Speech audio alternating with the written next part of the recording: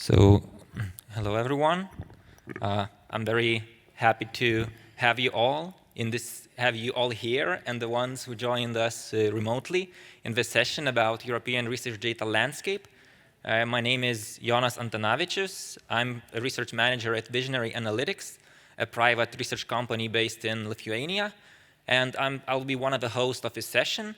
Together with Kostas Repanas from DG RTD, the European Commission, Ingrid Dillow from Data Archiving and Network Services, Joy Davidson, who is going to join us remotely from Digital Curation Center.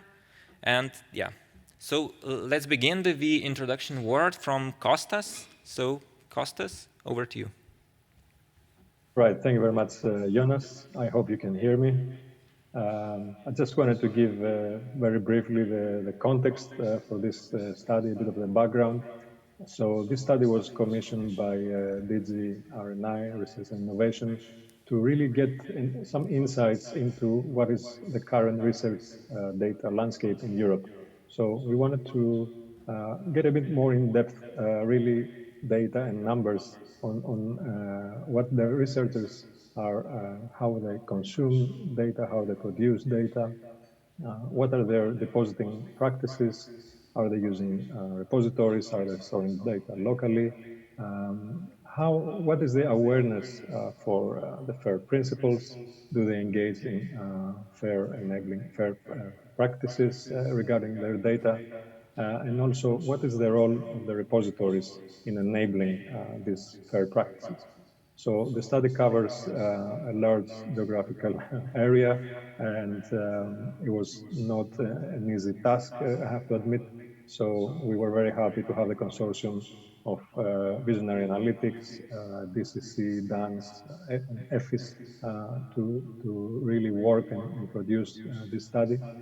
And today we will hear, we had a few, let's say, spoilers yesterday and today in some of the panels and the talks, but today you're going to get an in-depth sort of look in this study. And I have to say that it's almost ready for publication. And within the next days, we expect it to be published, and all the attendees will receive the DOI for this study.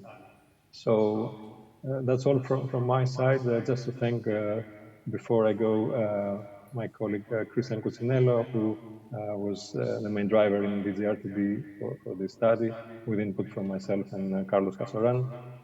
So over to you, Jonas and Ingrid. Enjoy. Thank you very much, Kostas. Just one more thing to add about the publication of a study. So not only the report of a study will be publicly available, but also all the raw data from the survey, raw data from the Fujitool assessment. So everyone is very happy to reuse the data. Yeah, I'm getting back to the slides.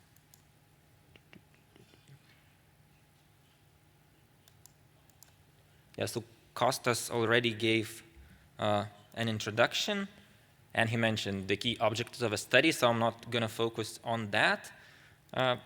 One thing to notice that during this session, we would like it to be interactive, so we will ask for your expert opinion on some of the study findings on Slido. So everyone, please take your phones, open slido.com, and enter the code 6444659. You can see it on the left side for you of the auditoria. And I'm going to launch the poll. So this is sort of a first question in a way to test this method for you to log into the Slido system, and also for us to know what audience we are dealing with today. We have some assumptions, but it's always nice to test these assumptions.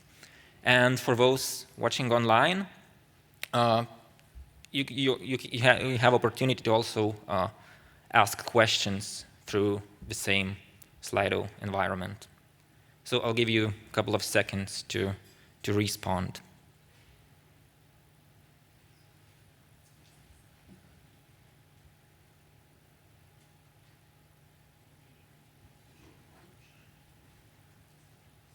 Yes, I see the numbers are still increasing.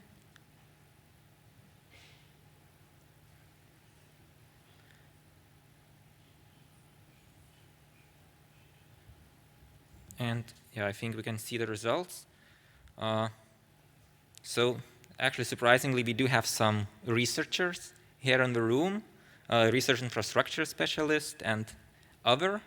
Yeah, we were mostly expecting people from research infrastructures and research data depository managers. I don't know, Ingrid, do you have a few words on that? No, not really. Okay, so then we can get back to the presentation.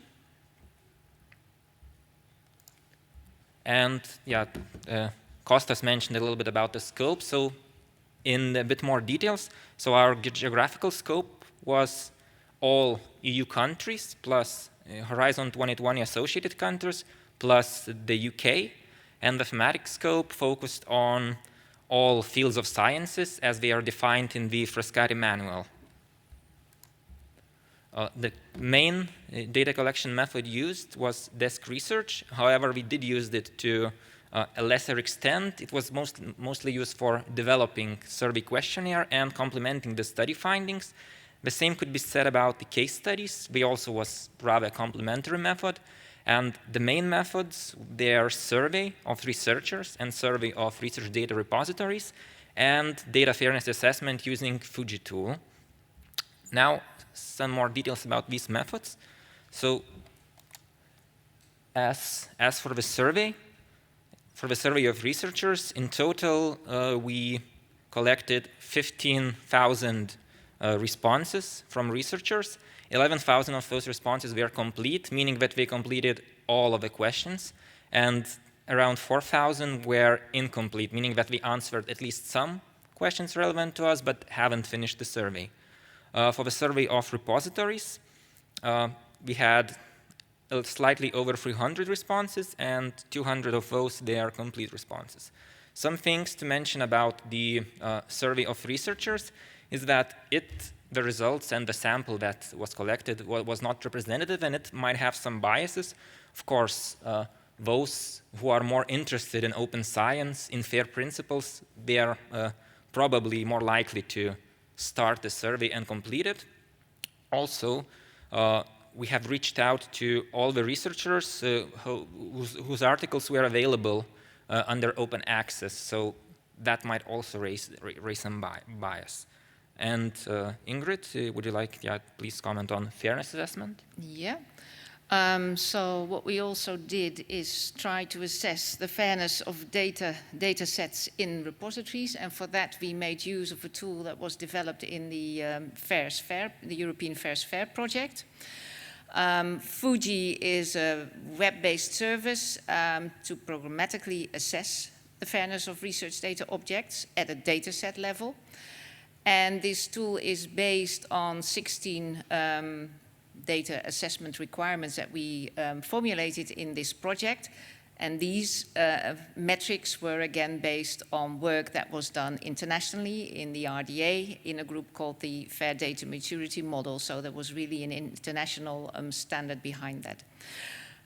We were of course aware that this is one of the multiple tools that are around, and that fair assessment is still very much a moving target.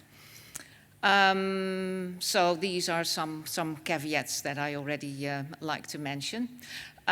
Fuji runs a series of practical tests, and based on those practical tests, a report is then generated with results, and it also provides suggestions for improvement where the tests fail. We made a repository sampling of, in the end, 31 research data repositories, and for that we started with the Re3 data registry. And the selection of repositories show hopefully a balanced distribution of, first of all, the geographic area. We looked at the different domains, the spread of that. We looked at different repository types, so generic repositories, disciplinary repositories. And we also looked at the certification status of the repositories. So we have repositories in our sample that were certified, repositories that were not certified, and also repositories whose certification had expired. Within those 31 research data repositories, we then selected, through an automated process, 300 data sets, if possible, because there were also repositories that didn't have 300 data sets. And in the end, that led to a final sample of almost 8,000 data sets that we used in the tool. Yeah. Over to you. Thanks, Ingrid. Now, sort of a very quick glimpse at the researcher survey sample that have responded to the survey. So based on the field of science, we can see that researchers from humanities and agriculture, they are less of them responded to the survey, but it's when we look at the actual number of researchers in these two fields of science, there are less researchers there, of course, not to the same extent as can be seen in the survey. Geographically speaking, most of the researchers were from old EU member states, so Germany, France, Spain, Italy, and also the UK. Then almost all of the responses came from respondents from public universities or public research institutes or institutions. And then we looked at the career stage. We received more responses from more senior and more advanced researchers. And this might be due to the fact that we reached out to researchers who published articles that were available publicly. And it's likely that more senior researchers publish more articles. Now, moving to the parts on the results of the survey and our study. And first thing is to present the share of researchers who do deposit research data in repositories. And one more time, I would like to ask you to go over Slido and try to guess. What do you think? How many researchers stored their data in repositories at least once? I think it was also mentioned in some of the sessions yesterday, so we'll also check if you, yeah, if you paid attention.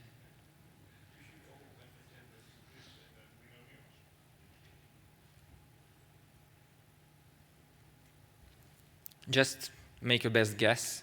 We're not gonna link your guesses to your name or anything.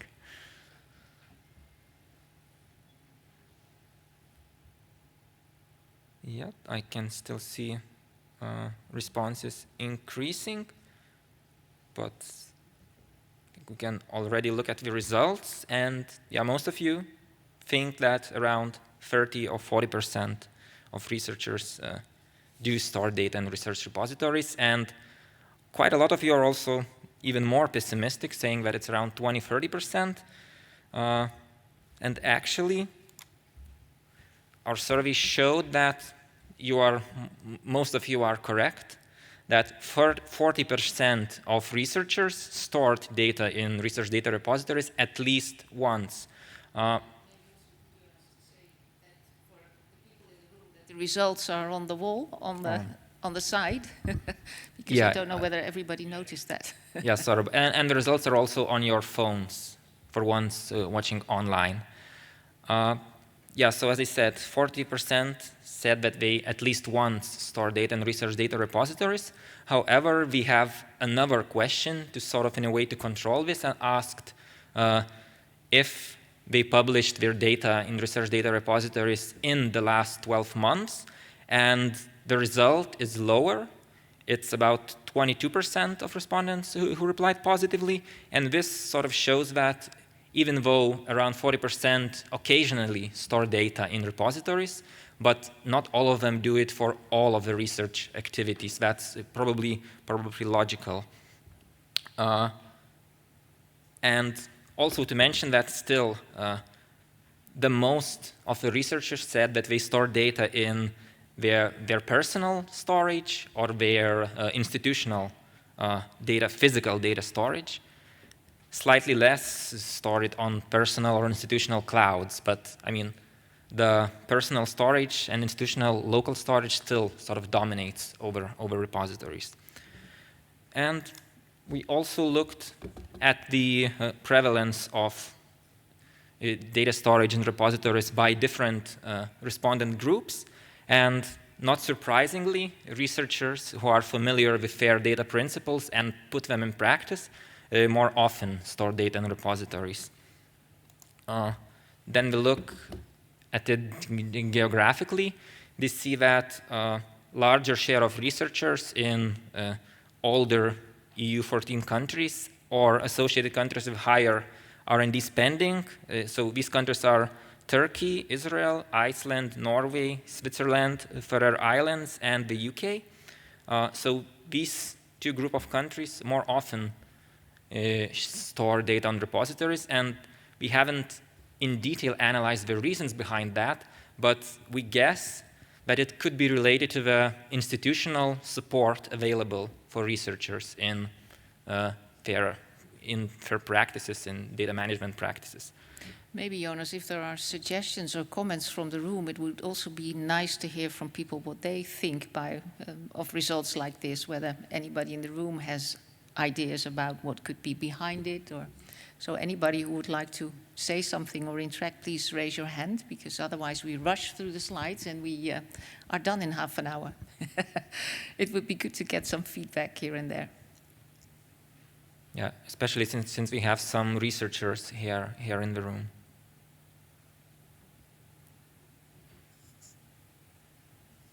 No hands yet. Yeah, if not at the moment, we're gonna have a time dedicated for comments or questions a bit later also. Because the slide that we had before, no, the one before about the FAIR practices, where is it? Oh. This one. Yeah, that one, of course, is also intriguing. And I also wonder, is this a huge problem or not? I would be interested in what the audience thinks. I've never heard of the FAIR principles. Do we think that that is a problem or not? That researchers haven't heard of the FAIR principles? Yeah, we're also going to cover awareness of FAIR principles to more extent a little bit later in the presentation also, but yeah. Whether we should call it a problem or whether we should say work to do, that's up to you, but I think there's work to do. We would like ultimately for all the researchers to know about the FAIR principles. If you see how these FAIR principles are being embraced all over the world, all over the place, and of course they're principles, they're not standards, so it leaves room for, let's say, filling in, but at least this number should go up in the future. So there's work to do, according to me. Yeah, thank you. Yeah, another hand there.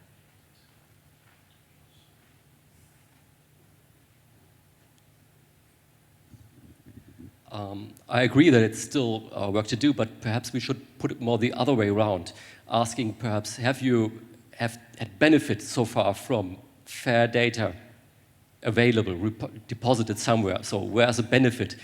Kind of, we are hunting in quotes, the researchers with FAIR, and they say, okay, FAIR is effort, is work for me, but putting it the other way around, okay, I had benefits because of FAIR. It would be perhaps another question. I don't know if you had it in your survey, but it would have been interesting to know. We didn't ask what benefits they think it brings directly. We sort of asked a little bit of a way around that we will show in a moment. Any other questions or comments on? Yeah, over. Okay, so at the back, and then we move to the front. I have just one question. Why doesn't that sum up to 100%? Probably it's due to rounding up, or multiple answers could have been selected, but yeah.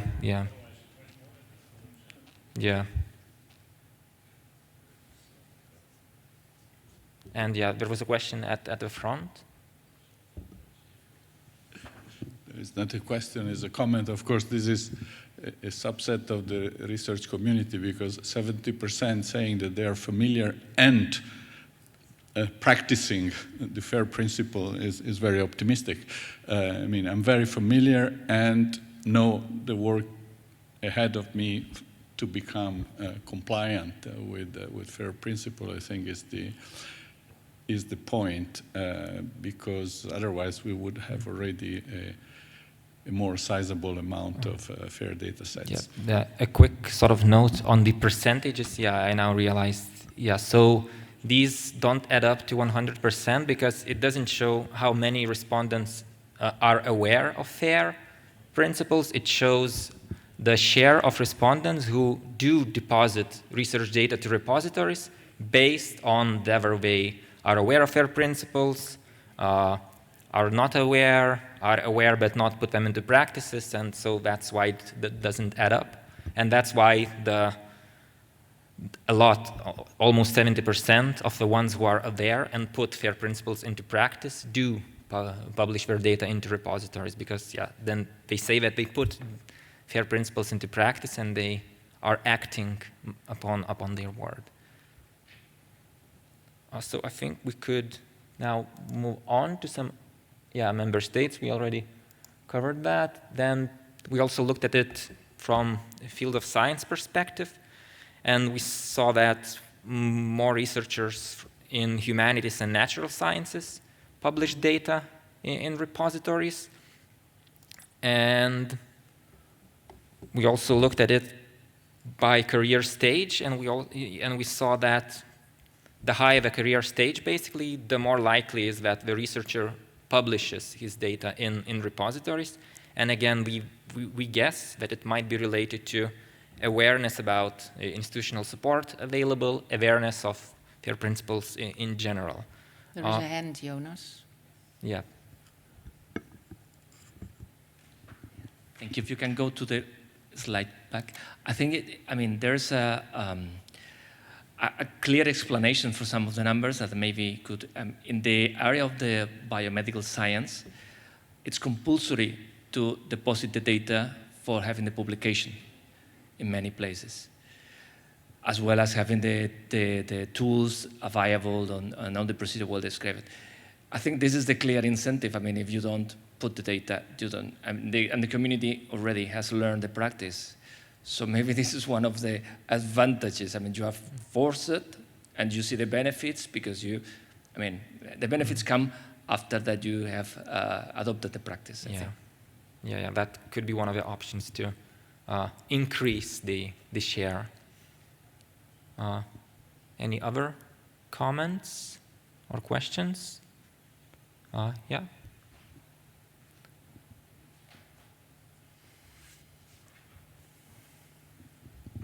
Thank you. My name is Bonnie Wolf Böhnisch, Sister Eric. Spontaneously, if I see the numbers, I could also imagine that in the field of social sciences and in the biomedical field, you have a lot of sensitive data. So there is certainly also a, it's not about now knowing the FAIR principle, but it's also a discomfort to put data in the cloud. And I think for engineering technology, I could even imagine there you would have problems with patents, intellectual property rights issues. So so that's potentially another hurdle to consider. Mm-hmm. Yeah, thank you very much for noticing that. I think we can proceed to the reasons and motivation factors. Question? Yeah, sorry. The previous slide, again, it's much more than 100%. How can that be? It shows the share of researchers who publish their data to repositories in each of these groups. Okay, so each column could have been 100% Yeah, theoretically each column. if all of them would do that. Now I understand. Okay, thank you. Yeah, thanks for clarification. And moving on to the reasons, again, we would like to ask for your contribution. Why do you think researchers who do publish, do store data in repositories do that? What's driving them to do that? What is their motivation to do that? and you can select up to 3 options and rank them.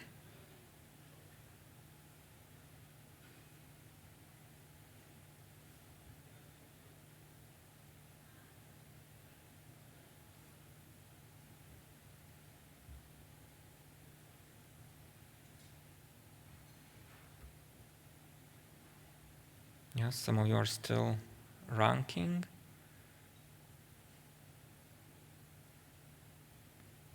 And results are starting to appear on the screen, but I see that there are at least 10 more people who are voting.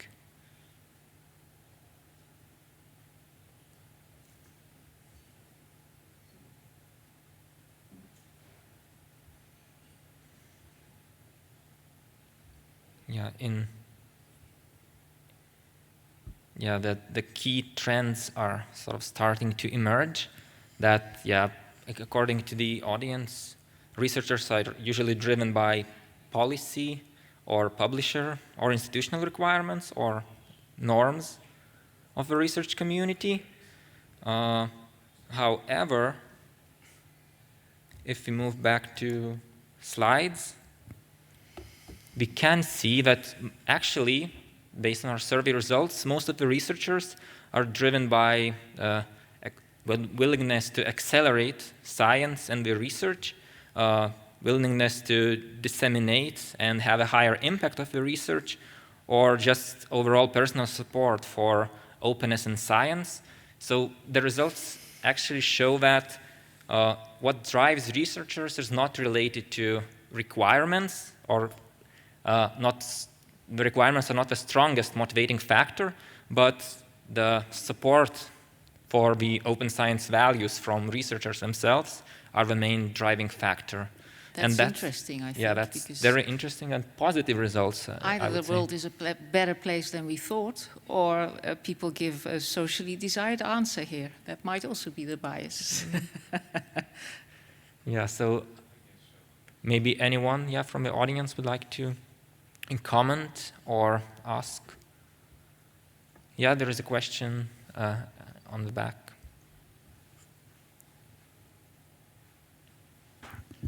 This is maybe not a question, but maybe more an observation of how pessimistic the room's attitude was compared to the actual survey results. And it kind of also shows the biases of people working in, let's say, in this infrastructure field as well, that there might be a bit too much emphasis on the stick method of open science. Yeah, thank you very much. Yeah, an interesting observation. Anyone else? Yeah, would like to react? Yeah, on the left side.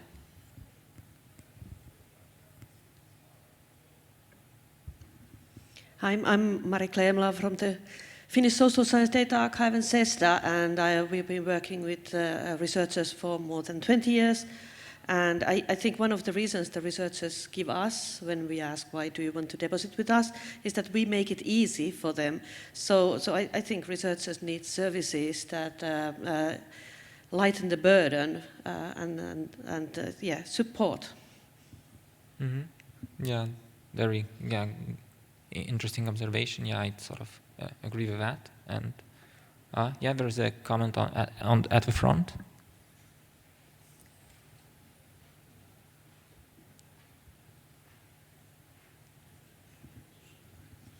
Well, I think the perception that the data gain value the more public, the more consulted are, is quite strong in the research community. Now, in recent years, I think we have rather suffered the fact that people publish a lot and there are almost more publishers than readers of papers.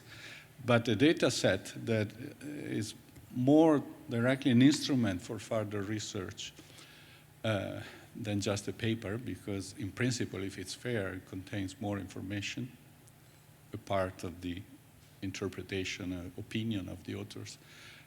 It's a way to get more exposure of your own scientific work. So I'm not surprised. I do believe it's a true attitude. Yeah, thank you. Anyone else?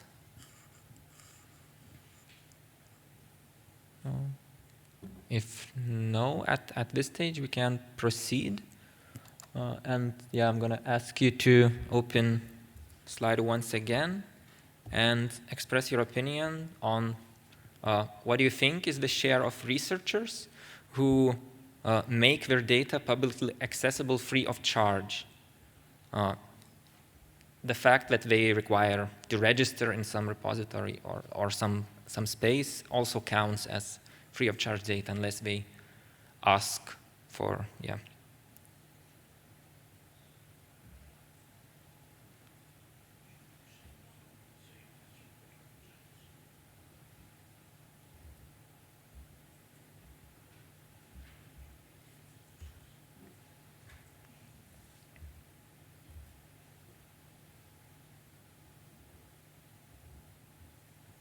Yeah, most of the responses are in. We can look at the results, and yeah, there are some division between more optimistic people in the audience and less optimistic about making the data open free of charge. And our survey again showed a strong support for open science values in the research community, and the majority of researchers actually said that they make their data publicly accessible. However, it does not mean that all of this data is stored somewhere in repository, but at least there is a sort of intention or to make this publicly accessible, and it very much relates to the previous slide and what we have previously discussed. Now we'll move to part of the presentation that's gonna cover more the awareness of FAIR principles. And once again, would like you to express your opinion on Slido. What share of researchers do you think are familiar with FAIR principles? And while you are answering the question, I would like to give a floor and welcome my colleague Joy, who is remotely with us, to jump in and take over a presentation on awareness of FAIR and FAIR enabling practices. Great. Thanks very much, Jonas. I'll rely on you and Ingrid just to kind of field for any questions as we're going through. I don't see any responses coming up yet on the screen for the Slido. Mm-hmm. I don't know if they're up yet. Jonas? We're still waiting. There we go. Yeah, okay, but I can see them now. Yeah, it looks like 20 to 30% is in the lead. It's jumped up significantly. Some variation coming in. I think we're seeing some people who are very optimistic and some people who are less so. And it seems to be leveling out a little bit now at the midpoint. So that's great. I think we can probably just move on to the slide now, and we can see the reality that we got from the survey.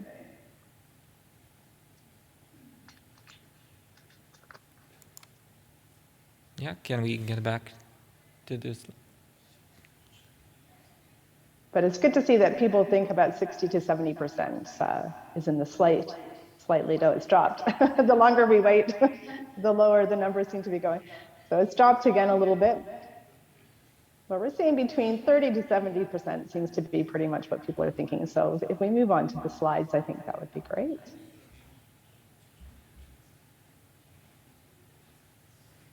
Perfect.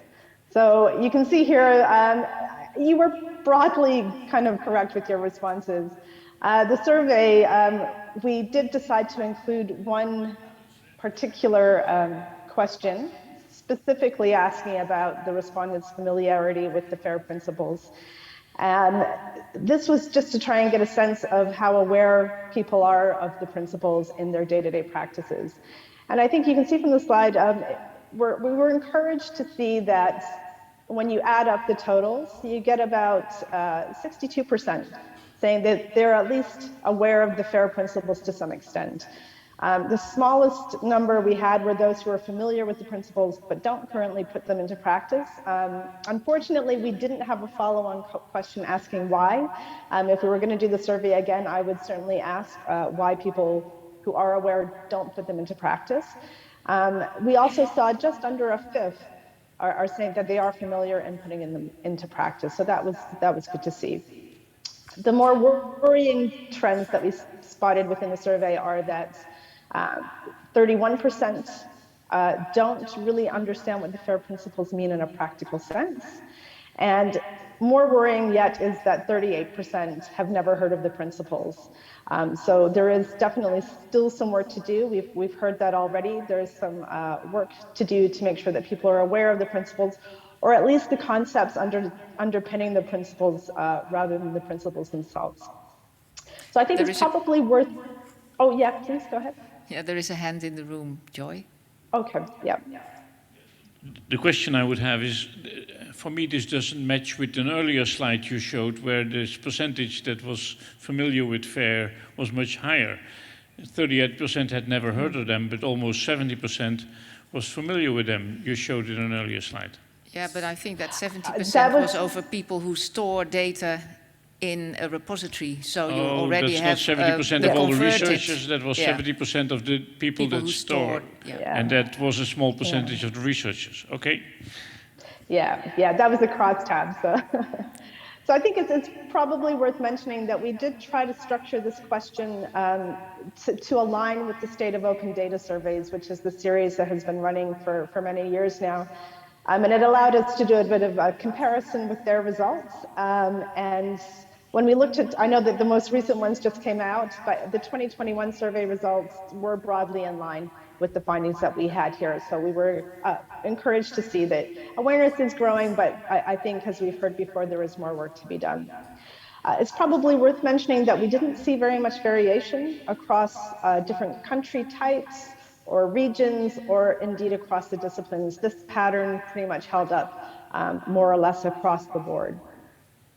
It was important to us not just to ask explicitly about how aware people are of the principles. What we really wanted to get a sense of was how the concepts resonate with researchers. So we asked a separate question, which was more implicit, and it asked people to rate the importance of concepts such as being able to have other researchers find your research results, having other researchers be able to access your results, being able to connect their results with your results, and being able to reuse the results that you have produced. And I think when we asked that question, we got a much more positive view of the world. The majority of respondents said that all of these concepts were important to them. And I think the really telling bit of that was that less than 10% of the respondents said that any of those four concepts were not important at all. So we know from that question that even though the awareness of FAIR and understanding what the FAIR principles are, it still needs a little bit of work, it's important to know that the concepts really do seem to resonate strongly with researchers. These are things that are important to them, and it matters to them. So whether they know what the principles are, I think we can really build on the fact that these concepts do resonate with them. So that was a really key takeaway for us in doing this study. So I think it's also important to note, we saw earlier that the motivations for sharing data quite often are a little bit different to what we anticipate. So with the Slido that we saw earlier showed that we, as a sort of stick-carrying community, felt that the compliance-driven reasons would be the ones that are making researchers share, so publishers' requirements or funders' requirements or institutional policies. But as we saw earlier, it is really the acceleration of science, being able to get the most impact out of your research, and also just really being able to support open science. These were the kind of top three drivers that we had from the respondents in the survey as to why they want to share and make their data fair. So I think the key takeaway for us, and hopefully for the broader community, is that yes, there is some more work that we need to do, and we need to think about how we can raise awareness of the concepts underpinning the FAIR principles and getting researchers to understand how they can engage with them, how they can put them into practice.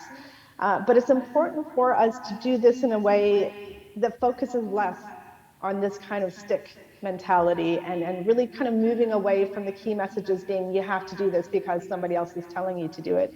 I think we really do need to engage with the fact that people seem to want to do this. And as we heard from somebody in the audience, the key thing for us is to try and make this easy for people. So the infrastructure providers, the people who are providing guidance and support, we really just need to make sure people are aware of this in a conceptual way and understand how to make it happen in a practical way and make it easy. So those are the kind of key takeaways we had from that question. I think we can move on to the next slide now, which is another request to get some views from you. We had a question in the survey which was trying to get a sense of the frequency of fair aligned practices. So we would like to ask you to go to Slido again. And again, select the top 3 activities that you think researchers are currently doing that you think might be fair aligned. So using community standards for data and metadata, releasing data sets with a license, acquiring persistent identifiers for their data, making use of a researcher identifier for themselves, depositing their data with a repository, describing data sets using controlled vocabularies, developing a data management plan, acquiring a persistent identifier for software or code, and lastly, looking for data to reuse. So if you can choose your top 3 that you think researchers are currently engaged in most frequently, that would be great. And we'll start to see if anybody's got some strong views.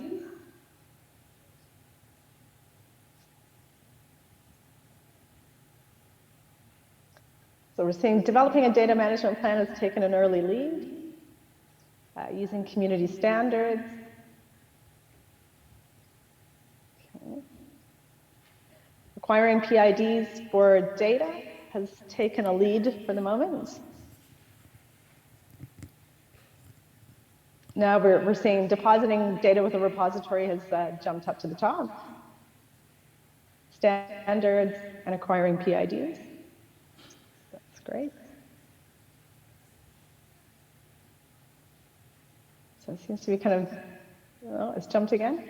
So standards has now taken a lead. So the use of standards for data and metadata. And number 2 has jumped up to being looking for existing data to reuse. Okay. Now we're seeing DMP has kind of fluctuated up and down, but it's now number 1 again. Okay, great. So I think we can maybe go on and take a look at what the survey then told us. So what we found, the question we asked in the survey, it was a matrix question, and we asked the respondents to choose the option of how frequently they engage with these 9 fair aligned practices. And it's important to note here again, we avoided intentionally referring to the FAIR principles. We just wanted to ask about things that were related to research practice. The good news we found is that more than half of the respondents said that they carried out 7 of the 9 practices, sometimes or always. So that was very good for us to see, and I think it's probably worth reminding everybody here that this is self-reported practice, so there is no way that we can verify this, but we would like to take people on their words for this.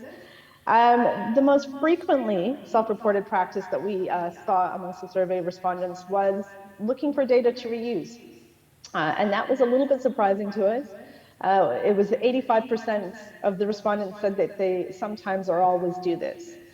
I think it was interesting for us then to kind of compare that with those who say that they make use of data repositories. So only 58% of the respondents say that they sometimes or always do this. So we're noticing a potential lack of data for people to be able to find. So clearly there's a demand out there. People want to find research data to reuse. 85% of people are doing this. If only 58% of people are using a repository, then there's clearly going to be much less data out there than there should be. So that was one of the key findings that we were struck by. We were also very surprised to see that the second most frequently carried out practice, again self-reported, was developing a data management plan. And this was 73% said that they sometimes or always do this. And we were quite surprised by that. I think, DCC, we run a data management planning tool, DMP Online, and we know it can sometimes be a struggle to get people to engage with writing plans. So we were pleasantly surprised by this statistic. I think probably some of the reasons for this might be the fact that there have in recent years been a number of funder mandates requiring the development of DMPs at the start of proposals or in the early stages of research projects. And we also know that a lot of institutions have introduced their own mandates requiring the development of data management plans. So we believe that this possibly is the reason that we're seeing such a high number of people saying that they're actually doing this. The good news is somewhat tempered, though, by the fact that while this is the second highest self-reported practice, we noticed that the frequency of the other fair aligned practices drops off quite a bit after this. So what we're seeing here is potentially a disconnect between what goes into a data management plan when people are writing it. Either they are putting everything into the data management plan that they should and just not carrying it out eventually, or perhaps they're not actually including all of the right things in the data management plan. So either way, we're seeing a bit of a disconnect between the people who are writing the DMPs and actually that translating into fair aligned practices. So I think what we're taking from this is that there is a need for more support over the life cycle, just to make sure that people who write the DMPs are covering everything that needs to go into it.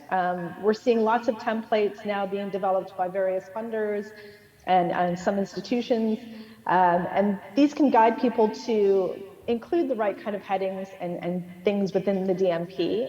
But what we need to see is that kind of support continuing over the life cycle, just to make sure that if people have had plans to use standards or to assign persistent identifiers to software and code, that they actually then are guided on how to do this and that it translates from a plan into actual practice. So that's something that we see as being a key takeaway from the survey. When we look at some of the other fair aligned practices, we had 3 that were particularly related to the use of persistent identifiers. What we saw was that there's kind of a range in how the persistent identifiers are being used. Most commonly, researchers seem to be using researcher identifiers for themselves, which is great to see. I think people are becoming more familiar with using things like ORCIDs. This is perhaps because a lot of funders are now requiring that people do have researcher identifiers when they're submitting grant proposals, and a lot of publishers, again, are requiring these things. So that could be driving practice in this respect. We were starting to see things dropping off a little bit when you look at the assigning of DOIs or persistent identifiers to data. It's less frequent, with just 50% of the respondents saying that they do this sometimes or always, so quite a bit less than what we saw with the 68% of researchers who use ORCIDs and other researcher identifiers. The least common persistent identifier in use are those for software. So just 31% of the respondents said that they sometimes or always use persistent identifiers to link up their software outputs. So that is certainly a gap that we're starting to see that needs to be filled. So I think there are definitely some positive takeaways from this graph. We're seeing some good engagement in terms of self-reported practice in fair aligned activities. But as we can see, there are some gaps that need to be filled, particularly looking around the allocation of persistent identifiers for software and code, releasing data sets with a license, which is another fairly infrequently carried out practice, and making use of a repository. So a couple of things we really do need to start to pick up and address. I think we can move on to another question where we're looking to get your feedback. On to the next slide, please. Yeah, the question is already on the Slido. Okay, that's great. So the next question that we are asking is, where do you think that researchers currently get the support they need to manage, share, or to make their data fair. So if you can have a look, you've got some options to choose from. Again, pick the top 3 that you think the research community are currently turning to for help. So you have search engines, things like Google search, publishers or journals from their peers, institutional support services, research infrastructures, and funding bodies. So if you can choose the top 3 out of those options, we'll see how that compares to the survey findings.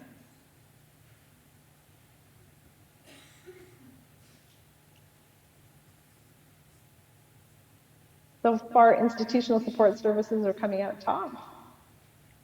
Peers playing a good role, and research infrastructures.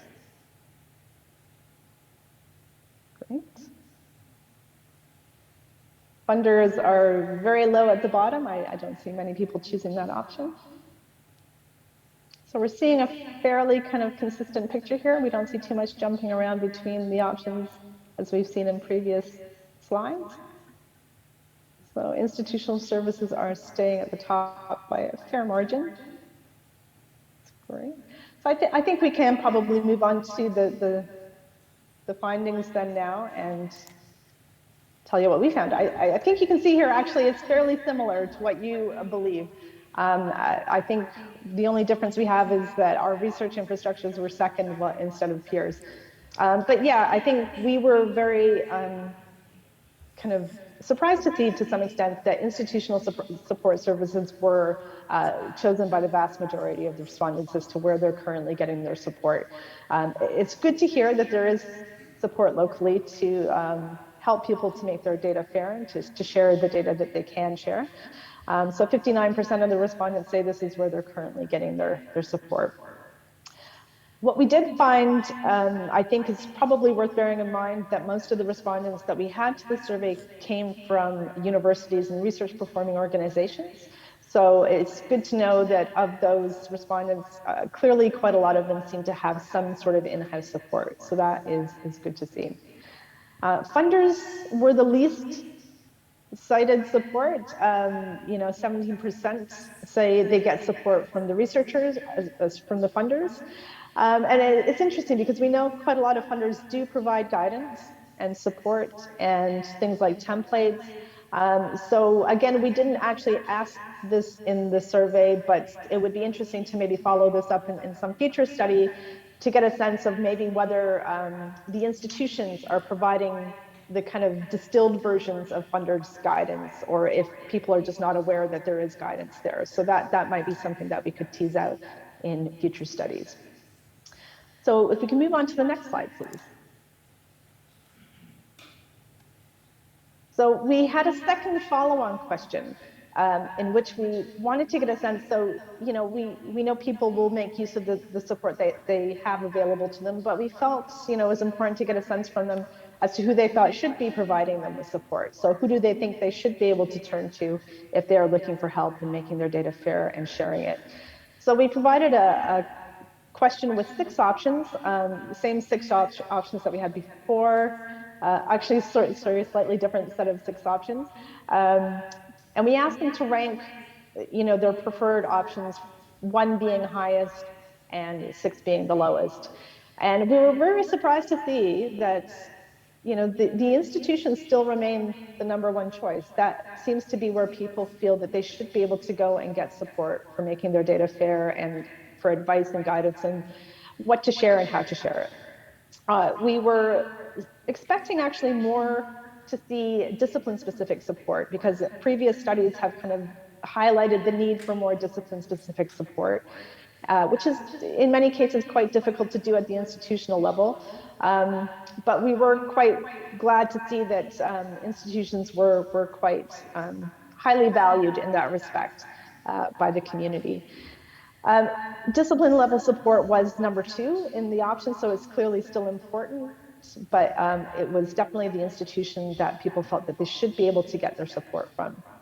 So I think what we're taking away from this is that, we can't underestimate the importance of making sure that there is some local support. People currently use it and they feel that this is where they should be able to go and get support. So while we know a lot of institutions and research performing organizations are starting to develop in-house services and to really kind of increase capacity for data stewardship, the maturity of this is quite different across different countries. So we see some very early leaders like the Netherlands, where there's been a lot of investment to make this sort of support available to all institutions in the country. And these have been yielding good results. So we know that there is some work to do. And I think we're starting to see some good signs in other countries as well. So recently, the National Open Research Forum in Ireland has just had an open call for funding to establish a data stewardship network in the country, and that will start later this year. So we are starting to see some really good investment and some work to make sure that the institutional level data stewardship capabilities are available at the local level. So I think that was a really kind of interesting finding for us, is that we do really need to make sure the institutional support is there and that the capacity is available to the researchers locally. So if we can just move on to the last slide, I'll just kind of recap a couple of the key findings that we had about this section. So just a reminder, there is still a need to raise awareness about FAIR, whether we want to be explicit about people having to know that the FAIR principles exist, or rather that they just understand the concepts and are engaging with them. One way or the other, we need to make sure that there is more work to raise awareness and get more engagement. There's potential, I think, to do this through the range of the new Infra-EOS projects, the EOS task forces, and there's a newly formed EOS focus working group on communications and engagement. And I think, you know, between these groups, there's potential to really kind of work together to try to make sure that we're, you know, highlighting some key messages, raising some awareness, and trying to highlight some of those drivers like public benefit and impact of research findings rather than the compliance methods. So I think there's some work that we can do there. We also want to flag up that, again, there is this need to support researchers over the entire research lifecycle. So trying to make sure that the good intentions that people have perhaps in their data management plans are realized, and also to make sure that they are covering all of the things that should be needed to be included in a data management plan at the earliest stage, and just making sure that there is that support over the entire life cycle rather than just at the end and at the start of the project. So making sure that there's something happening at the middle where people are actually doing something and trying to assign identifiers and put their data into repositories. So there's some need to make sure that we're doing this over the research life cycle. And the last one, again, is just to make sure that we are trying to kind of have a level playing field across Europe, where researchers in all institutions have access to some institutional support, and that there is some professional data stewardship that is starting to be implemented at the institutional level. That's something that we think could be taken forward through, again, some of the projects, Fair Impact and Skills for EOSC and other projects hopefully will help to start to promote this as well. So that was a kind of quick run through of some of the FAIR aligned questions in the researcher survey. I don't know if there was any questions or comments at this stage. Ingrid or Jonas, if there's any questions, let me know. Otherwise, I think we are moving on to Ingrid's section. Yeah, there is a question. Okay.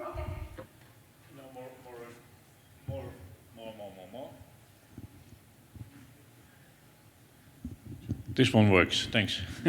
More of a comment, if I may say so. Also yesterday in the MVE meeting we had, this came across. Is this a business to customer business we are doing, if we talk about a business? Is EOSC business to customer or business to business? And I tend to believe it's more business to business. So what we should emphasize more, I think, is the role of the funders in committing the institutions that accept the things, grants and other things, that the research they produce with these grants is also saved in the form of data. So the commitment of the institutions should be higher, and the commitment of the funders should be higher, I think, in order to commit the institutions. And those institutions also have to support their researchers. So I think EOSC is more of a business-to-business type of thing.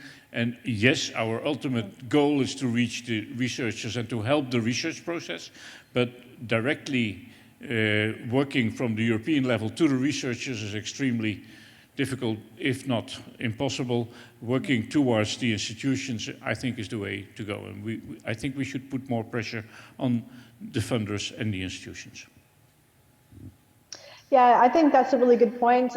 We were hearing earlier, you know, there's the tension as to whether the researchers need to know the FAIR principles by name and be able to cite them, or just kind of, you know, engage with the concepts. And I think that really will depend on this kind of business-to-business mentality that you were discussing, making sure that whether they know what it is by name or they just know that they do this and it works and it's easy to use. I think those are the things we really need to focus on to get this to be, you know, 100% compliance. Well, I do not fully agree, if I may disagree. I think they should know about the FAIR principles and they should understand the FAIR principles, but they should not do all the work themselves.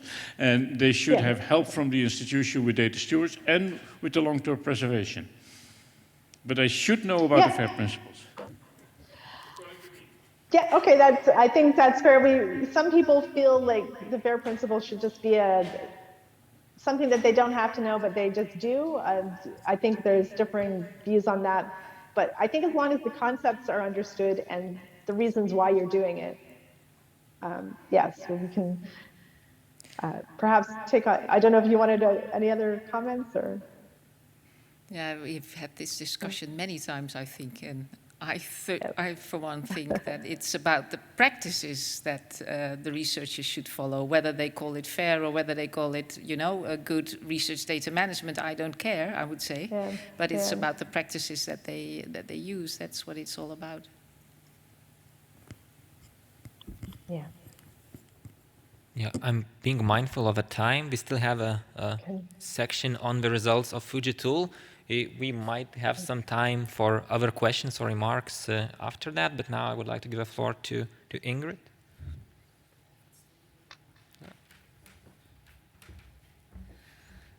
So like I told you in the beginning, we've also run some tests with the Fujitool that looks at the FAIR assessment of data sets. I told you that we looked at 31 repositories across Europe, and in those 31 repositories, we again looked at 8,000 data sets. And I would like to see what your guess is of the overall fairness of data sets in Europe, in European repositories. So if we can get the question up. There we go. And now the Fujitool gives you an outcome in a percentage. So a percentage, overall percentage of fairness that is then split up over the 4 different principles. So the question to you is, what do you expect the overall average Fuji FAIR score that we got from those 8,000 data sets?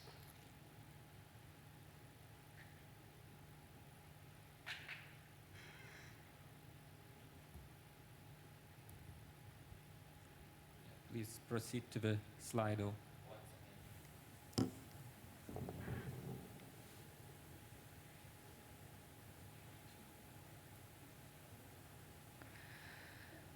There we go. So the majority now thinks between 30 and 40%.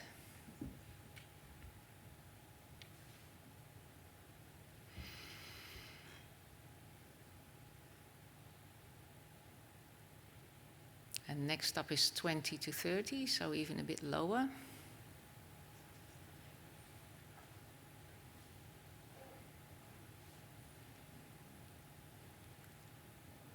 So 60% of you thinks it's somewhere between 20 and 40% fairness. Well, then I have a pleasant surprise for you, because the actual result was a bit higher. Can we get that on the screen? There you see. The actual result was almost 55%. And then, of course, the question is, what does this say? What does this mean? It's a nice number, and it suggests something very, very concrete and clear. And there, I think I have to disappoint you, because it's not that outspoken. Because it could very well be that a data set is lacking the test or missing the test in a certain fair area. But that is not because the information is not there, but it is a possibility that the tool couldn't find the information to support a certain test. So that is a caveat that we need to take into account, and that also shows that we are still very much in the beginning of working out how we can do this. So it is a bit of a dangerous ground, because once you start mentioning concrete percentages, it gives people a feeling that we know things for certain. I think we do not know that yet for certain, and we also see that we have many tools around at the moment, tools that have used different metrics, that have different ways of measuring, that also have different ways of weighing the different elements. So there is still a world to win. I think what you can also see is that improving repository practices and infrastructure could very well help to boost the average FAIR scores, because many of the tests that the assessment tools run really look at repository characteristics and not so much at dataset level characteristics. I mean, when you talk about having a persistent identifier or a license or certain metadata schema, that all is organized usually on the repository level and not so much on the dataset level. Not everything, so certainly there is also a responsibility for, at the level of the depositor, to take care of all of this. So it's a bit of both, but I think that a lot of the elements that are measured are dependent on the repository where a researcher stores his or her data set. So for that, from that angle, it is also very important not only to improve the FAIR enabling capabilities of repositories, but also to raise the awareness and the implementation of research data management practices more broadly. So another question for you. How do you think this is... Oh, sorry, I didn't see Karel's hand. Is it allowed to ask questions in between? I mean, of course. If you want to continue. No, but no. Can you show the previous slide again? There you go. An important question, I think, here is what does this mean with respect to the individual letters? Because a bias here is that you have been looking at repositories, so the data could be found. You have found the data, and then you started to look at whether the data are findable. The F is 100% score. So that's what you have to subtract to start off with, and then you only have to look at the A, the I, and the R. And my request would be, what's the I? Yeah, well, you will see. But for the F, there were different tests as well, because you can have findability on different levels. But you're right, yeah. So next question is then more or less your question. How do you think the respective principles scored? And for that, you can go to Slido again and give us your guess.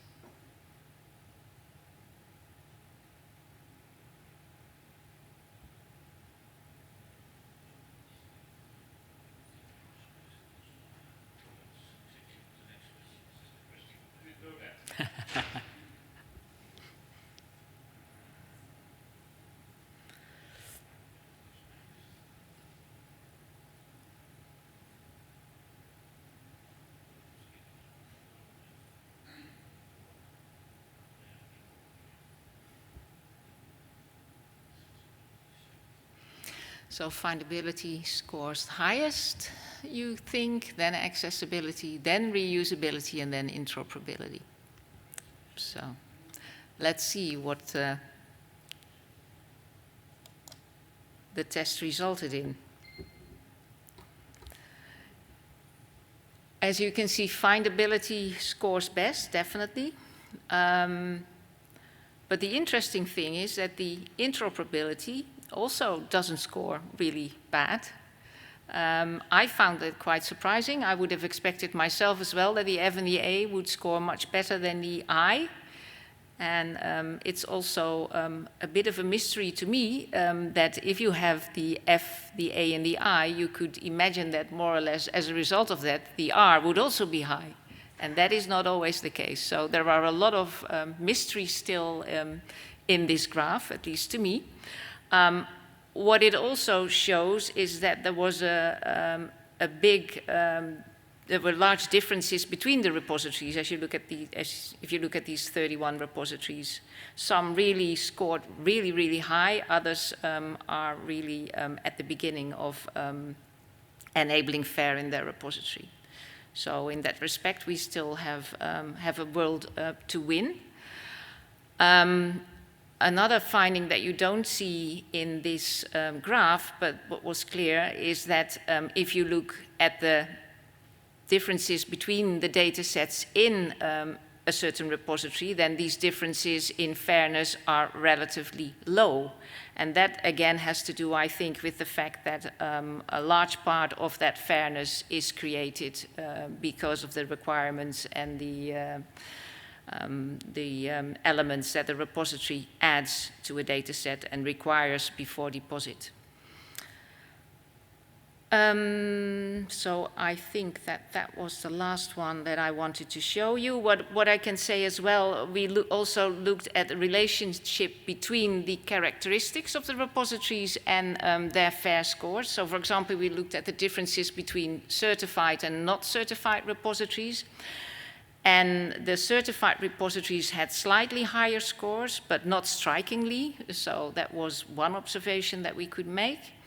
And that might, again, imply that a certain level of care that is given to the data set by the depositors also plays an important role. What we also saw, because we also looked over time at the FAIR scores, you would perhaps expect that the FAIR scores improved over time. That was also not significant. What might play a role there is that, of course, trustworthy repositories already practiced a lot of the FAIR principal elements before the concept emerged in 2014, so that might be an explanation. Looking at geographical spread, I think the Northwest scored a little better than other parts of Europe. That also, of course, has probably to do with funding. Differences between domains were difficult because we had multiple repositories that serve more than one domain, and we also didn't collect metadata in this survey to determine the domain on a dataset level. So that is something that would be very interesting, but we were not able to dive into that on the basis of this test. So the recommendations that we came up with based on the results of this work. First of all, there is a value, I think, for repositories to assess their data holdings now and again to see what the fairness is, because that also gives them pointers to elements and services that could be improved so that they can become more fair enabling. That is one. We also think that it would be very good to continue our work on understanding fair data assessment, looking at the different tools, trying to converge the tools, because now we have a fruit basket full. It would be good maybe not to have one tool, but at least to have less, and to also understand what the different tools do and how they measure and how they weigh. So that would be, I think, a good direction to continue moving towards. And then finally, we also think that it would be good to provide support also on a European level for further professionalization of fair enabling repositories. I think over the last days we've heard a lot about the pivotal role that repositories and long-term repositories play when it comes to keeping the data fair over time. And there is also, I think, on the European level support for that thought at the moment. We have an EOS task force looking at long-term data preservation and all the issues and questions we still need to solve around that. I think there is also attention for this topic in the EOSC Association, in the MAR it was mentioned, so I think we are on the right track there, and I think investments in that area would be good investments if we want to keep our data fair over time. And if there are no further hands or questions,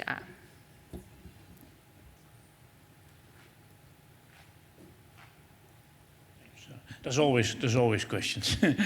I'm not familiar with the Fuji tool nor with the others personally, but I do know from people that assessed several of the tools that the variation is huge. Yeah, that in some of the tools you may score 20, and in another you can easily score 80. And that's not good. My question is, did you look at this spread and how, because you're suggesting we should do something about that, how do you think this could be done from the European level? How could we try to converge these, get these tools to converge? We, in this study, we only used the Fuji tool, so we didn't run the same data sets with another tool. We could have done that, we didn't. We did do some comparison between the different tools to understand the differences.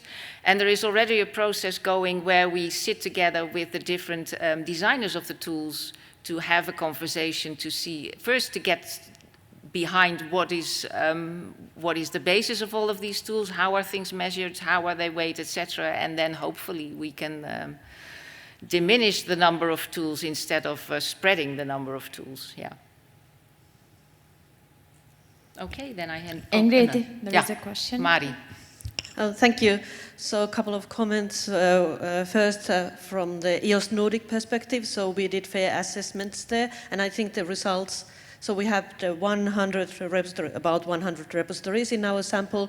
We were not able to assess 25% because they didn't have unique identifiers for the data metadata, but for the rest, our results, so they are aligned. So also we noticed that for certified, co-trustee certified repositories, we had a slightly higher score. We also noticed that those repositories that are using maybe more established platforms, like for example Figshare, they got a higher score. But our overall fair score for these repositories was much lower than used, and we used Fuji, so it was around 25%. So I think we need more analysis on the repository characteristics, and also I think we saw two groups of repositories in the EOS Nordic sample. So something I would call small repositories, and so we can discuss what is small in this case, and then sort of bigger repositories, and the small ones tended to have lower scores. So I think there's this is something, it's finances, it's maybe economies of scale, something to study further. So that was the EOS Nordic experience. And then talking about the tools, so we used both the FAIR Evaluator and the Fuji tool, and yes, there's a huge difference in the results, and that goes back to the value and limitations of these tools, and how you, when you get the score, that really doesn't tell the story. You need the story, you need to understand what's behind the number. And finally, the EOSC Association task force on fair metrics and data quality, there will be a couple of papers coming out any time now. So the other one is about the hackathon, apples to apples, so about the fair metrics and how they are used and how the tools should do some things so that the results will be more similar. And the other one is about fair governance, and I'm sure you can't wait to read it. Thank you. Thank you very much, Mari. These were valuable contributions. I think the difference, by the way, between the big discrepancy between your Fuji tests and our Fuji tests was time, because in the meantime, the tool was improved, so it could find certain elements better than it did in the time that it was used by you. So that also shows that this is very much an area that is still in development. And that is also why I think we need to be very cautious by if we use percentages like this. Repositories are scared, of course, and researchers are scared because it could be that funding is attached to outcomes like this. So it's an area where we need to be very careful. Okay. Other hands? No. Then we move on, and I give the floor to you again, I think. Oh, no, we have other... No, I'll do it, yeah. So I think we had the discussion, and how are we time-wise? Yeah, we need to move on. Yeah, we wanted to ask you, I completely forgot, about the recommendations that both Joy and me showed, and quickly ask 3 questions to you to get an opinion from the room and the people online. So first of all, when you go to Slido, you see the 4 main recommendations from this study. That are, I think, not shocking, but it is good that we see these elements popping up again. And the first question we would like to ask you is, what do you consider the most low-hanging fruit out of these 4 to implement?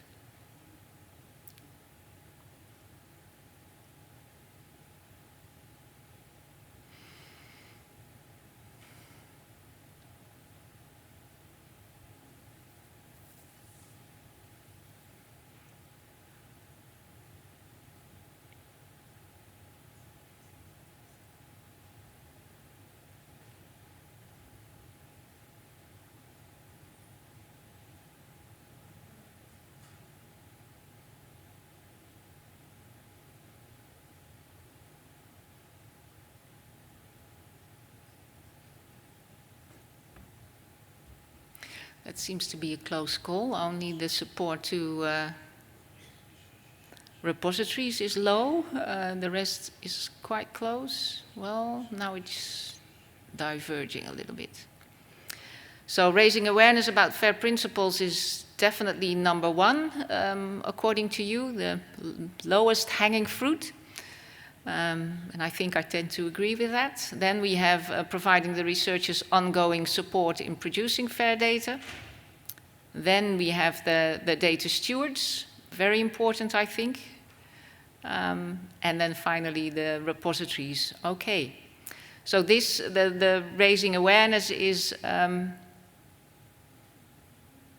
hey, I now see a discrepancy between the question on my screen and the question on the Slido. Now, this is interesting. So you answered which one do you consider most important, and I see before me what is the low-hanging fruit. So... Yeah, that's probably because the slides were not updated or we send the latest version later. But then I formulated my question wrongly, so now probably we have a mix of answers here. No, probably we answered according to the Slido. Okay, and that was the most important one. But okay. the answers are not independent. I mean, exactly. if you choose number 3, then automatically you reach number 1. That's why I chose number 3. Then you automatically cover number 2 and 1. Yeah. That is a clever one, indeed. Okay, so what else have we got? We have, but now I don't know what the next, so let's look there. Yeah, the Slido asks you now, where do you think you could contribute best when it comes to these 4 recommendations?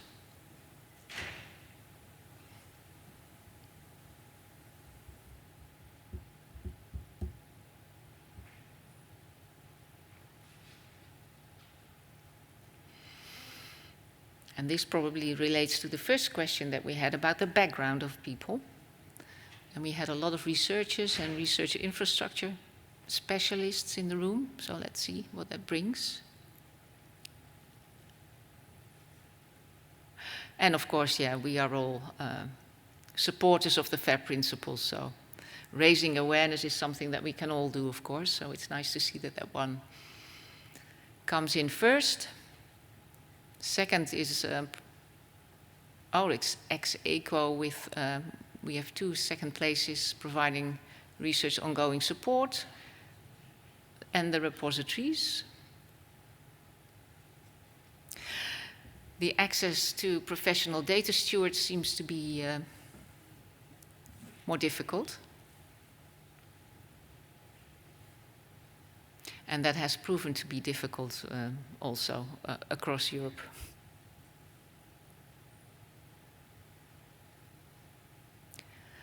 Okay, thank you very much. Well, this gives a nice insight into the importance of the different recommendations and your view on how you could contribute.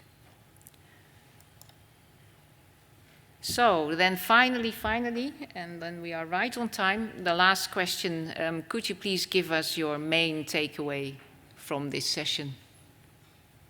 Was there anything that surprised you, or? Yeah, it's an open question, so in 1, 2, or 3 words.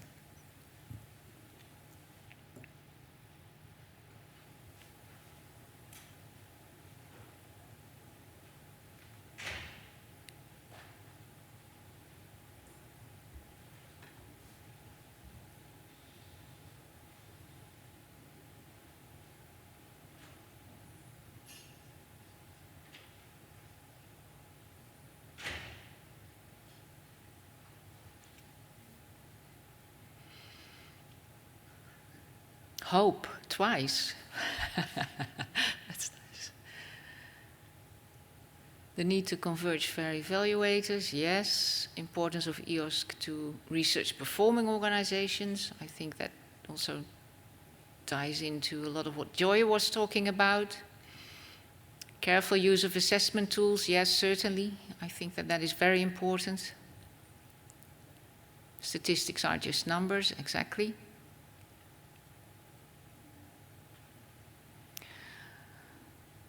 What does trustworthy mean? Also a discussion that has been going on for a long time.